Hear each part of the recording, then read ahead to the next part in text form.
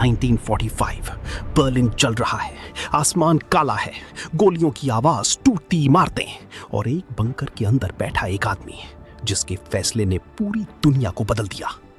लेकिन सोचो, अगर उस दिन कहानी यहीं खत्म नहीं होती, अगर आखिरी पल में युद्ध का रुख बदल जाता, अगर जर्मनी हारता नहीं बल्कि जीत जाता, तो आज तुम्हारी जिंदगी कैसी होती? क्या तुम आजाद होते या किसी नंबर में बदल दिए गए होते? आज हम एक ऐसी दुनिया में प्रवेश करने वाले हैं जो कभी बनी नहीं लेकिन बन सकती थी, और जिसका सच हमारी कल्पना से भी ज्यादा डरावना है। अडोल्फ हिटलर सिर्फ एक तानाशाह नहीं था, वो एक सोच था, एक विचारधारा जो मानती थी कि दुनिया को शुद्ध होना चाहिए। उसकी नजर में इंसानों की कीमत बराबर नहीं थी, कुछ लोग श्रेष्ठ थे और बाकी बस जीने के लायक भी नहीं। उसका सपना था एक ऐसा साम्राज्य जो 1000 साल तक चले, जहां सिर्फ जर्मन आर्य नस्ल का राज हो। और यह सिर्फ सपना नहीं था, इसको सच करने के लिए उसके पास एक एक कदम की योजना थी। अगर हिटलर जीत जाता तो सबसे पहले बदलता यूरोप का नक्शा। ब्रिटेन, जो सालों से दुनिया की ताकत था, खत्म हो जाता।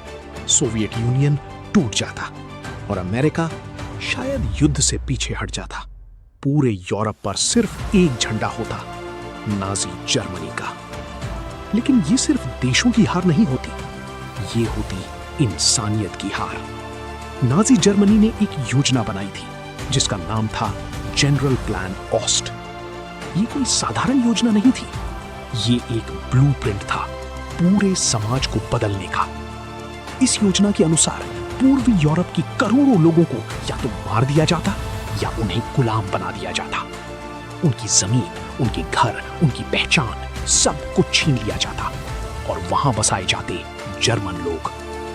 इतिहासकार मानते हैं कि 3 से 5 करोड़ लोगों को खत्म करने की तैयारी थी। सोचो, इतनी बड़ी संख्या सिर्फ इसलिए क्योंकि वे सही नस्ल के नहीं थे। अब बात करते हैं हॉलोकॉस्ट की। दूसरे विश्व युद्ध के दौरान लगभग 60 लाख यहूदियों को मार दिया गया। लेकिन अगर हिटलर जीत जाता तो ये सिर्फ शुरुआत होती। पूरी दुनिया में फैले यहूदियों को खोज खोज कर खत्म किया जाता। कोई देश उन्हें बचाने की स्थिति में नहीं होता। शायद आज यहूदी संस्कृति इतिहास बन चुकी होती। अब सबसे अहम सवाल, भारत का क्या होता? पहली नजर में लगता है अगर ब्रिटिश हार जाते तो भारत आजाद हो जाता, लेकिन सच इससे कहीं ज्यादा जटिल है। हिटलर भारतीयों को नीची नस्ल मानता था। उसके लिए हम सिर्फ एक रिसोर्स थे, शासन करने के योग्य नहीं।